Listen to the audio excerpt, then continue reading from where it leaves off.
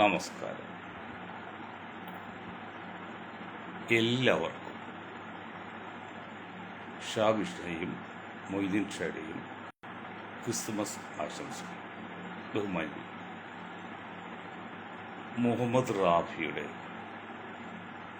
100ാം ജന്മദിനം ആഘോഷിക്കും. ആ മഹാന് ഒരിക്കൽ കൂടി ജന്മദിനാശംസ.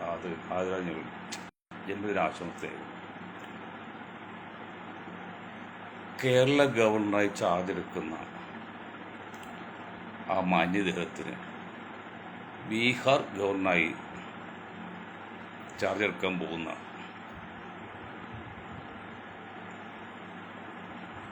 ആരിഫ് മുഹമ്മദ് ഖാൻ അവർക്കും എൻ്റെയും എൻ്റെ ഗ്രൂപ്പിൻ്റെയും അഭിനന്ദനങ്ങളും ആശംസകളും.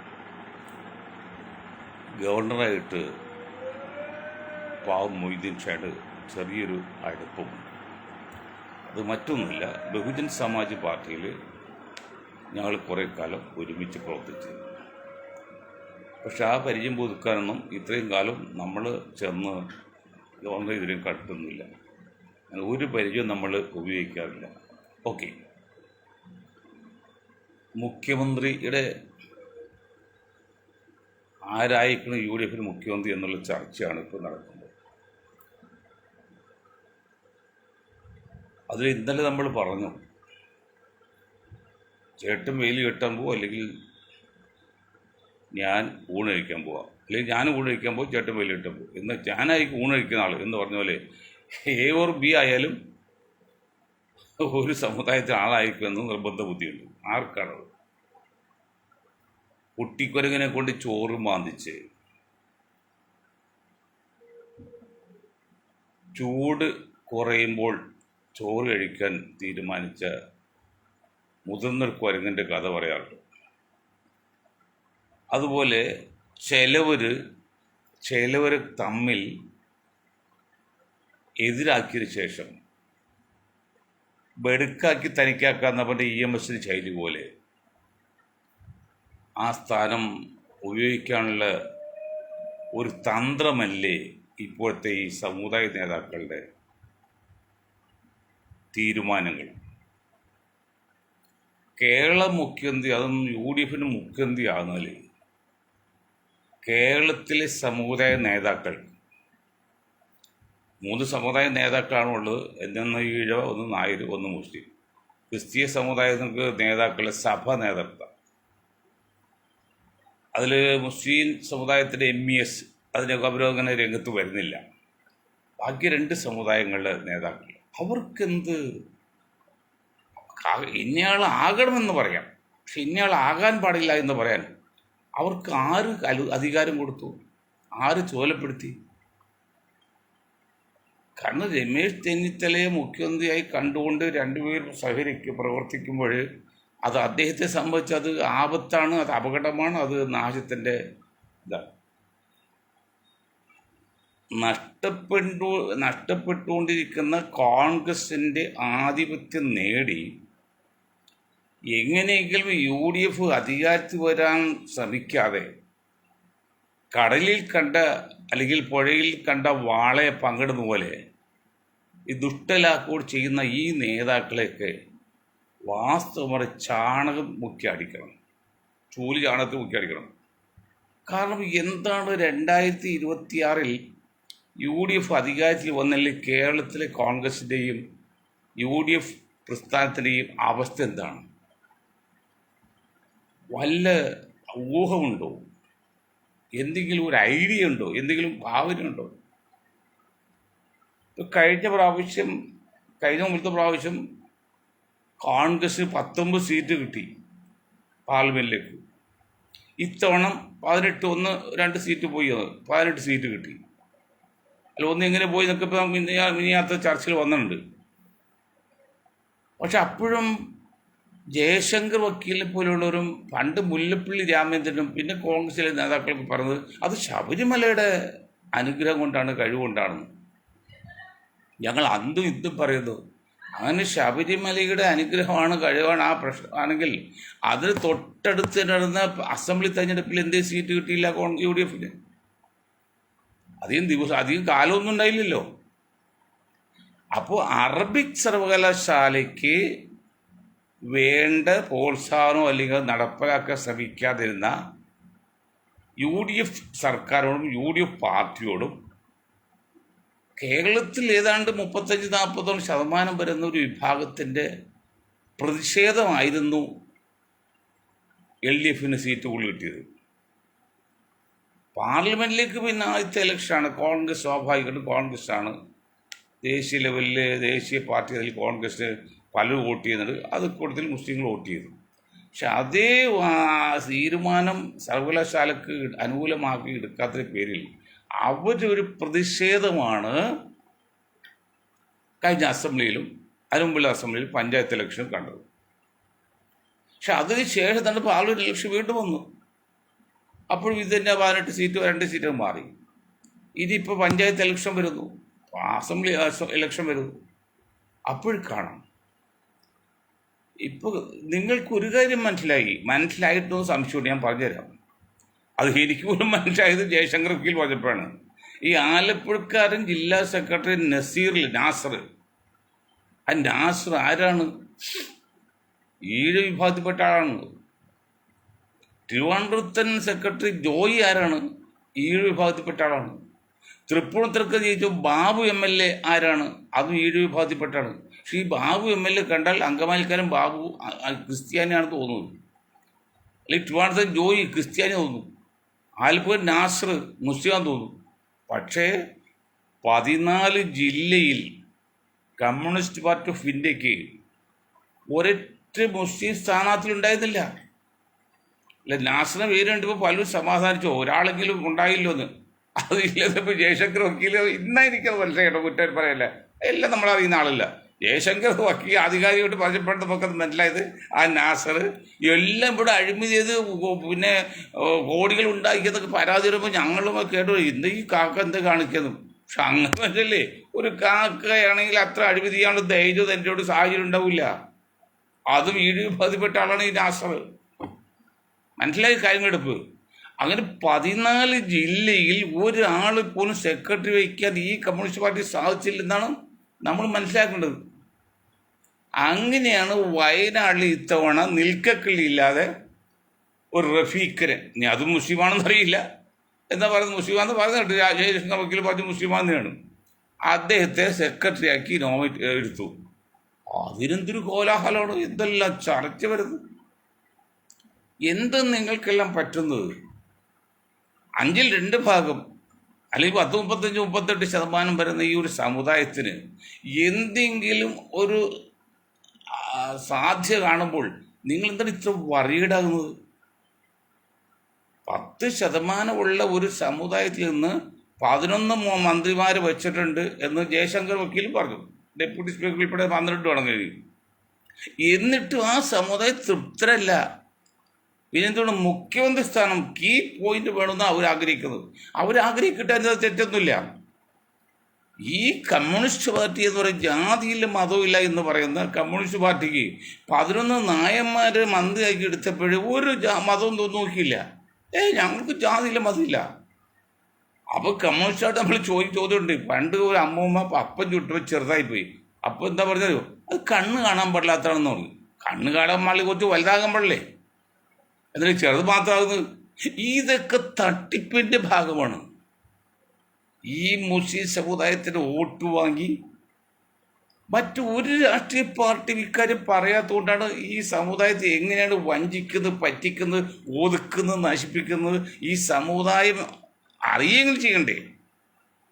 അതാരും പറയാനില്ലാത്തതാണ് പാവം മൊയ്തീൻ ഷായുടെ ഗ്രൂപ്പ് ഇതൊക്കെ ഇങ്ങനെ വെട്ടിത്തുറന്ന് പറയുന്നത്. അതിൽ എതിർപ്പുണ്ടാവും. ഇപ്പോൾ ഫ്ലെക്സ് മാറ്റിയിലൂടെയൊക്കെ ഒരു കാര്യം ട്രിവാൻഡ്രത്ത് റോഡ് ബ്ലോക്ക് ചെയ്ത് CPM-ൻ്റെ പാർട്ടി നടത്തിയപ്പോൾ അതിനെതിരെ ആരോ പരാതിപ്പെട്ടാണ് കോടതിയിൽ വന്നത്. പകരം എറണാകുളത്തുള്ള കംപ്ലീറ്റ് ബാനറുകളും ഫ്ലെക്സുകളും കളഞ്ഞു. അതിൽ നല്ലൊരു ശതമാനം ഞങ്ങളുടെ ആയിരുന്നു. തലസ്ഥാനം മധ്യകാലത്ത് വേണമെന്ന് ആവശ്യപ്പെട്ടുകൊണ്ട് ജില്ലയുടെ പല ഭാഗങ്ങളിൽ വെച്ചിരുന്ന ഫ്ലെക്സുകൾ ഒരറ്റമില്ലാതെ എടുത്തു കളഞ്ഞു. ബാക്കി ആരും അടുത്തായിട്ട് കാണുന്നില്ല, വളരെ അപൂർവമുള്ളൂ. അത് കഴിഞ്ഞാൽ രാത്രി സിനിമ പോസ്റ്ററുകൾ ഫ്ലെക്സിന് പകരം പോസ്റ്ററുകൾ, ഏത് ഫ്ലെക്സിനേക്കാൾ വലിയ പോസ്റ്ററുകൾ വന്നു ഇത് അറിഞ്ഞു കഴിഞ്ഞു. അതൊന്നും കീറാൻ ഒരാൾ വരുന്നില്ല. അപ്പോൾ അത് ചിലവർ പറയും പോലെ അത് തലസ്ഥാനം മധ്യകാലത്ത് മാറ്റും എന്ന വിഷയം ഇങ്ങനെ ഉമിക്ക് തീ പിടിച്ച പോലെ നേറിക്കൊണ്ടിരിക്കുകയാണ്. ജനങ്ങളുടെ ഇടയിലേക്ക് അത് ചർച്ചാ വിഷയമായിക്കൊണ്ടിരിക്കുകയാണ്. അതിന് തടയിടാൻ വേണ്ടി കൂടി ആയിരിക്കാം ഒരു പക്ഷേ അത് കോടതി പറഞ്ഞിട്ടല്ല. കോടതി പറഞ്ഞത് ട്രിവാൻഡ്രത്തെ കാര്യം പറഞ്ഞതാണ് ഞാൻ അന്വേഷിച്ച് പറയുന്നത്. എല്ലാ ഫ്ലക്സ് എടുത്തോണ്ടേ 2 കാരണമുണ്ട്. ഒന്നിപ്പോൾ CPM-ൻ്റെ സമ്മേളനം നടക്കുകയാണ്. അപ്പോൾ ഈ ഫ്ലെക്സ് എല്ലാം മാറ്റിക്കഴിഞ്ഞാൽ പിന്നെ കംപ്ലീറ്റ് ബോർഡ് ഒഴിവാകുമ്പോൾ അവർ മാത്രം ഇരിക്കഴിഞ്ഞാൽ അത്ര ശ്രദ്ധ കിട്ടുമല്ലോ. അതൊക്കെ ബിസിനസ് തന്ത്രമായിരിക്കാം, അല്ലെങ്കിൽ രാഷ്ട്രീയ തന്ത്രമായിരിക്കാം. അപ്പം അതിനുശേഷം രാത്രി സിനിമ പോസ്റ്റർ കംപ്ലീറ്റ് പോസ്റ്ററുകൾ വന്നു, വലിയ കൂറ്റം പോസ്റ്ററുകൾ എന്ത് വട്ടാഭിഷേകം കിട്ടി. അപ്പോൾ 14 ജില്ലയുണ്ടായിട്ട് ഒരൊറ്റ ജില്ലാ സെക്രട്ടറി പോലും ഇതുവരെ ഈ സമുദായത്തിൽ CPM ഉണ്ടായില്ല എന്ന് കേൾക്കുമ്പോൾ അത് ശരിയാണെങ്കിൽ ഞാൻ അത് കുലങ്കഷമായി പഠിച്ചിട്ടില്ല. എന്തൊരു അനീതിയാണ് ഈ സമുദായത്തോട് കാണിച്ചിരിക്കുന്നത്. അങ്ങനെ ഊതിക്കൊണ്ട് കഴുത്തിറക്കാന്ന് പറഞ്ഞ് ചെയ്ത CPM ഇപ്പം പക്ക സമുദായത്തിന് മാറ്റി നിർത്തിയിട്ട് ശക്തമായ എതിർപ്പ് മൊത്തത്തിൽ അടിച്ച പത്ര സമുദായത്തിൽ. ഉദാഹരണം മുനമ്പ് സംഭവത്തിൽ ഒരു കമ്മീഷൻ നിയമിച്ചിരിക്കുകയാണ്. ആ കമ്മീഷൻ റിസൾട്ട് വരെ കാത്തിരിക്കുന്നില്ല. കാത്തിരിക്കുമ്പോൾ ഇപ്പോൾ ക്രിസ്തുമസ് അവധി കഴിഞ്ഞാൽ ഉടനെ കരം സ്വീകരിക്കാനുള്ള ഓർഡർ കൊടുക്കുമെന്നാണ് പറഞ്ഞത്. കോടതിക്ക് അറിയിക്കുന്നത്. അപ്പോൾ കോടതിക്ക് തീരുമാനം എടുക്കാം. അത് ഏതുപോലെ എന്നറിയോ, നമ്മുടെ ഈ KPC പ്രസിഡന്റ് ഹസൻ സാഹിബിനോ പ്രസിഡന്റ് ആക്കിയല്ലോ. അതെന്തെല്ലാം പ്രയാസപ്പെട്ടാണ്. അദ്ദേഹം ഒരു ജാഥ നയിച്ചു കാസർഗോഡ് നിന്ന് ട്രിവാൻഡ്രത്തേക്ക്. അത് തൃശ്ശൂർ വന്നപ്പോഴേ അന്തരിച്ച ഉമ്മൻചാണ്ടി, ദൈവം എന്ന് കൽപ്പിക്കുന്ന ഉമ്മൻചാണ്ടിയും ഈ രമേഷും കൂടിയല്ലോ നേരെ ഡൽഹിക്ക് പറന്നു അദ്ദേഹത്തെ മാറ്റാൻ വേണ്ടി. അന്ന് ഞങ്ങൾ ഈ മണ്ടന്മാരോട് പറഞ്ഞു, എടോ നിങ്ങൾ ഒരാഴ്ച കഴിഞ്ഞാൽ സാധനം ട്രിവാൻഡ്രത്ത് എത്തൂല്ലേ, അത് കഴിഞ്ഞിട്ട് പോയ പോരെ. ഇല്ല, അതിനും പോയിട്ട് ചെന്ന് ആ ജാഥ അങ്ങോട്ട് തകർത്ത് കളഞ്ഞു. കോൺഗ്രസ് ഈ സമുദായത്തെ നന്നാക്കുന്ന രീതിയാണ്. അസംബ്ലിൻ്റെ മണ്ടനായത് കഴിവില്ലാത്തതായതുകൊണ്ടും അതൊക്കെ മതിയെന്ന് വെച്ച് കഴിവുകൊണ്ട് ഇത്രയും കാലത്ത് ഒരു ഗ്രൂപ്പ് ഉണ്ടാക്കാൻ പറ്റില്ലായിരുന്നു. ഞങ്ങൾക്ക് നല്ല തടിയും മണ്ണും ഒക്കെ ഉണ്ടല്ലോ, സാമാന്യ വിദ്യാഭ്യാസമുള്ള കോളേജിൽ പഠിച്ചല്ലേ. നിങ്ങൾക്ക് എന്തോ ഈ ആനയുടെ വാലയുടെ അടുക്കാൻ നിങ്ങൾക്ക് അസൻ ഗ്രൂപ്പ് ഒരു ഗ്രൂപ്പ് ഉണ്ടാക്കിക്കൂടാ. ഇവിടെ എത്ര ഗ്രൂപ്പ് ഉണ്ട് കേരളത്തിൽ കോൺഗ്രസ്. അപ്പം നാട്ടിലുള്ള ഒരാളുണ്ടായില്ല, ഇന്നുമില്ല. ഇന്നിപ്പോൾ ഉണ്ട് എന്ന് പറയുന്നത് ആരാണ്? നമ്മുടെ ഷാഫി. മുസ്ലിം സമുദായത്തിൻ്റെ കോട്ട കിട്ടി ജയിച്ച ആ ഷാഫി ഡൽഹി ചെന്നിട്ട് സത്യപ്രതിജ്ഞ ചെയ്തത് എങ്ങനെ ദൃഢപ്രതിജ്ഞയായിരുന്നു. കമ്മ്യൂണിസ്റ്റ് പാർട്ടി പോലും ചെയ്യാത്ത രീതിയിൽ അവനൊക്കെ പോയതിട്ടല്ല, മുസ്ലിം സമുദായത്തിൻ്റെ കോട്ടയിലാണ്. മുസ്ലിങ്ങളെ വിറ്റൊക്കെയാണ് പോയത്. അവിടെ ചെന്നപ്പോൾ ഞാൻ അവൻ തന്നെ പറയാം, എൻ്റെ ദൃഷ്ടിയിൽ ചെറുപ്പമാണല്ലോ, എന്താ ഇത് ദൃഢപ്രതിജ്ഞ ചെയ്തേക്കുന്നത്. നാളെ ഈ സമുദായത്തിന് വേണ്ടി വാദിക്കാൻ പോകുന്നവர்கள் ഏതെങ്കിലും സമുദായ ഫംഗ്ഷനിലോ സമുദായത്തിന് വേണ്ടി ഈ മനുഷ്യൻ വായു തോന്നണല്ലോ. അതുകൊണ്ടാണ് അഗ്രഹാരത്തിനൊക്കെ വോട്ട് കിട്ടുന്നത്. ഞങ്ങൾ പറയുമ്പോൾ പറഞ്ഞു നോക്ക്, ഈ സമുദായത്തിന് വേണ്ടി ഒന്ന് വാദിക്കുക. സമുദായത്തിന് വേണ്ടിയല്ല, നീതിക്ക് വേണ്ടി പറഞ്ഞു നോക്ക്. അപ്പോൾ അറിയാം അവരൊക്കെ ഇത് അങ്ങനെ ചെയ്യുന്നു. അപ്പം ഇവിടെ സംഭവിക്കുന്നത് ഒരു നിലക്കും ഈ മറ്റ് സമുദായങ്ങളെപ്പോലെ ഈ സമുദായത്തിനും ഒരു വളർച്ച അല്ലെങ്കിൽ ഒരു വികസനമൊക്കെ വേണ്ടേ. സ്വാതന്ത്ര്യ സമരത്തിന് 10,000 കോടികൾ മുടക്കി ആയിരങ്ങൾ മരിച്ചതെല്ലാം ഈ സമുദായത്തിനാണ്. അത് ഡൽഹിയിൽ ഇവിടെ ബോർഡ് 36,000 പേര് വെച്ചിട്ടുണ്ട്, എടുത്ത് വെച്ചിട്ടുണ്ട്. ഈ അടുത്ത കാലത്ത് BJP ഗവൺമെൻറ് എന്തോ മാറ്റം വരുത്തുന്നുണ്ട്. മരിച്ചവരെ അത് ഒരാൾ മരിച്ച 10 ആൾ മരിച്ചാൽ ഒരാളുടെ പേര് ഒരാളാക്കി അറിയില്ലല്ലോ പോലെ. അതുപോലെ കോടികൾ. എന്നിട്ട് എന്ത് നേടി? ഇപ്പോൾ ഈ UDF നിലനിർത്താൻ വേണ്ടി ഈ സമുദായം കൊടുക്കുന്ന വില വലിയ വലുതാണ്. എന്നിട്ട് UDF ചിന്തിക്കുന്നുണ്ടോ? എന്താണ് 3-1 ജനസംഖ്യയല്ല, 5-2 പറഞ്ഞു. 5-2 3 കൂടുണ്ട്. 5-2 33 5-2 10-40% വരുന്ന ഈ വിഭാഗത്തിൽ ഒരു മുഖ്യമന്ത്രി ലിസ്റ്റിൽ പോലും ഉണ്ടോ? ഒരു PPCC പ്രസിഡന്റ് ലിസ്റ്റിൽ പോലും ഉണ്ടോ? എന്താണ് ഈ സമുദായം നിങ്ങളുടെ അവകാശം ചോദിക്കാത്തത്? മുസ്ലിം ലീഗിനെ എല്ലാം ഏൽപ്പിച്ച് മറ്റേ എലിയെ പൂച്ച കാവലേൽപ്പിച്ച പോലെ എല്ലാം ഏൽപ്പിച്ച് അവർ 2-3 കാര്യങ്ങൾ എടുത്ത് ബാക്കി ഒരു മിണ്ടൂല. അവർ ഇപ്പോൾ വക്കപ്പോട്ട് കേസിലേക്ക് അവരെടുത്ത തീരുമാനങ്ങൾ എത്ര മോശമായത്. ഇപ്പം അത് പ്ലേറ്റ് മാറ്റി. അവരുടെ നേതാവ് ഒരു മുഹമ്മദ് ഷാ ഉണ്ടല്ലോ ലീഗിൻ്റെ, അദ്ദേഹം ഉപദേശിച്ചിട്ടാണ് ആ സതീഷിനെ കൊണ്ട് അവിടെ ചെന്ന് അത് പറയിപ്പിച്ച്. ഇപ്പോൾ സതീശൻ മാറ്റി പറഞ്ഞത് എന്താണ് ചെയ്യുന്നത്?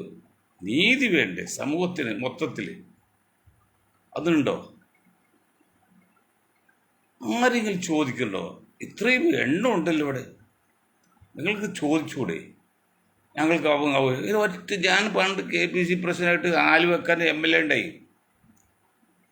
അദ്ദേഹം പറയും ചെറുപ്പമാണ്, പാർട്ടിക്ക് വേണ്ടി പ്രവർത്തിക്കുകയാണോ, വലിയ വിദ്യാഭ്യാസം, നിങ്ങളെ ലിസ്റ്റിലാകാൻ ഞാൻ സൂചിപ്പിച്ചിട്ട് അയ്യോ ഇക്ക വേണ്ട എന്നെ പറയില്ല, എന്നെ പറഞ്ഞ് എന്നെ ഒറ്റ കൊടുക്കും, ഞാൻ എന്നെ ഒറ്റപ്പെടുത്തും എന്ന്. ശരിയാണത്. അങ്ങനെയൊക്കെ ആഗ്രഹിച്ചു കഴിഞ്ഞാൽ സമുദായത്തിന് വേണ്ടി ഒരു മുസ്ലിം സമുദായത്തിലെ കോൺഗ്രസ് നേതാവ് സംസാരിച്ചാൽ അന്ന് അവൻ പുറത്താവും. അതറിയാം, ഒരു പാരമ്പര്യം അറിയാലോ. ആക്കിയില്ല. എന്നിട്ട് ടി ഒ ബാബയ്ക്ക് ശേഷം 50 വർഷം കഴിഞ്ഞിട്ട് ഒരാൾ വന്നു. അന്ന് പിന്നെ അസൻ എങ്ങനെ വന്നിരുന്നു, എങ്ങനെ പുറത്താക്കിയതൊക്കെ നമ്മളല്ലേ. അത് കഴിഞ്ഞ് ഞങ്ങൾ നിരന്തരമായ ഈ ക്രിക്കറ്റ് കുത്തിയാണ് ഇപ്പോൾ അസന് കൺവീനറാക്കി വെച്ചത്. പണ്ട് അതും ഉണ്ടായില്ല. ആനി വോട്ട് ചെയ്യാൻ വരുമ്പോൾ അതിൻ്റെ കൂടെ പുറകിൽ ഒന്ന് വോട്ട് ചെയ്ത് കൈ പോക്കി കാണിക്കുന്നതിൽ ഒരു 10 സമ്മേളനം സ്വതന്ത്രമായിട്ട് ഈ അസം നടത്തിയത് ഞങ്ങൾ നിർബന്ധം കൊണ്ട് കൺവീനറാക്കിയ ശേഷമാണ്. അസൻ എന്തുകൊണ്ട് ഒരു ഗ്രൂപ്പ് ഉണ്ടാക്കിക്കൂടെ? അല്ലെങ്കിൽ ആര്യയുടെ മരിച്ചുല്ലോ, ആദ്യത്തെ ഒരു ഗ്രൂപ്പ് ഉണ്ടാക്കാൻ പറ്റില്ലേ? അത് സംഗതി കോൺഗ്രസ് ഗ്രൂപ്പ് ഉണ്ടാക്കില്ല, അത്ഭുതമൊന്നുമില്ല.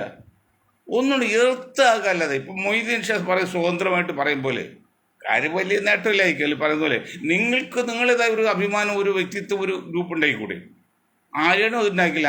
ആനയുടെ വാലേ പോയത് 2% അല്ലെങ്കിൽ 10% ആനയുടെ വാലേ പോയത് നിങ്ങളുടെ 5-ൽ 2 ഭാഗമല്ലേ, 5-ൽ 2 ഭാഗമല്ലേ നിങ്ങൾ.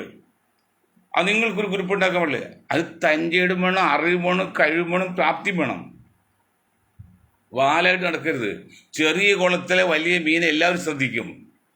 ഈ മുമ്പ് സാഹിബ് മരിച്ചു പറഞ്ഞിട്ട് കാര്യമില്ല, ഹസൻ സാഹിബാണ്. ചെറിയ കുളത്തിലെ വലിയ മീൻ എല്ലാവരും ശ്രദ്ധിക്കും, വലിയ കുളത്തിൽ ചെറിയ മീൻ അതിൽ ശ്രദ്ധിക്കുള്ളൂ. അപ്പോൾ നിങ്ങളുടെ ഗ്രൂപ്പ് ഉണ്ടാക്കി നിങ്ങളുടെ അഭിപ്രായം പറഞ്ഞുള്ളൂ. ഇപ്പോൾ എന്നോട് ഇത് പറയുന്ന എനിക്ക് ധൈര്യമുള്ളൂ. ഞാൻ ഒരു പാർട്ടി ഉണ്ടാക്കി അല്ലെങ്കിൽ സ്വതന്ത്രമായി ചിന്തിക്കുന്നുണ്ടല്ലേ, അല്ലെങ്കിൽ ഞാൻ കോൺഗ്രസോ കമ്മ്യൂണിസ്റ്റ് ആണെങ്കിൽ മിണ്ടാൻ പറ്റുമോ? നേതാക്കൾ വരും, അവരോട് ഓച്ചാൻ ചെയ്താൽ വല്ല പഞ്ചായത്ത് മുമ്പാക്കാം, അല്ലെങ്കിൽ വല്ല കോർപ്പറേഷൻ എന്തൊക്കെ ചെയർമാനാക്കാൻ പോവാം, കുടുംബം ജീവിച്ചു പോകും, അത്യാവശ്യം സുഖമായിട്ട് ജീവിക്കാം. അത് ശരിയാണ്. നമുക്കത് വേണ്ട. അവിടെ എനിക്ക് സ്വന്തമായിട്ട് പറയാൻ പറ്റും. ഒരിക്കലും ഇന്നലെ കോൺഗ്രസ് നിന്നപ്പോഴേ ഒരു പിന്നോക്ക സമുദായ സഖ്യത്തിൽ പോയിട്ട് ചോദ്യം ചെയ്ത് നിങ്ങൾക്കെന്താ പോകാൻ കാര്യം പിന്നോക്ക സമുദായ സഖ്യത്തിൽ? ഇത് കോൺഗ്രസ് അല്ല. ശരിയാണ്, ഇന്ത്യൻ നാഷണൽ കോൺഗ്രസ് നിൽക്കുന്ന പാർട്ടി പിന്നോക്ക സമുദായത്തിലോ അല്ലെങ്കിൽ മറ്റു സമുദായ സംഘടനകൾക്ക് പോകാൻ പറ്റില്ല. ശരി, അതൊക്കെ സമ്മതിക്കാം. അതാണ് നമ്മൾ സ്വന്തമായിട്ട് നിൽക്കുന്നത്. അപ്പം അതുകൊണ്ട് ഇപ്പോഴും പറയുന്നത് അന്ന് കോൺഗ്രസിന് 19 സീറ്റ് കിട്ടിയതും പിന്നെ 20 സീറ്റ് കളഞ്ഞത് അറിയാമല്ലോ കോൺഗ്രസ് കിട്ടിയതും ശബരിമലയുടെ ഗുരുതാണ്. ശബരിമലയ്ക്ക് കഴിവുണ്ട്, നമ്മളെ കുറ്റപ്പെടുത്തുന്നില്ല, അതൊക്കെ ഒരു വിശ്വാസമാണ്. പക്ഷെ അത് സത്യം മനസ്സിലായാലും എന്തൊരു അപകടം പറ്റുന്നേ. ഇത് ജയശങ്കർ പോലെ സത്യം മനസ്സിലാകുന്നില്ല. ജയശങ്കറിന് മനസ്സിലാകുന്നുണ്ട്, പക്ഷെ അതിന് പറയില്ല. അത് അമ്പലത്തിന് ക്രെഡിറ്റ് ഇരിക്കട്ടെ വെച്ച് കൊടുക്കാണ്. അങ്ങനെയെങ്കിൽ ഡൗട്ട് പിറ്റേന്ന് നടന്ന അല്ലെങ്കിൽ പിറ്റേ വർഷം നടന്ന അസംബ്ലി ഇലക്ഷനിലേക്ക് എന്തേ കിട്ടിയില്ല UDF-ന്?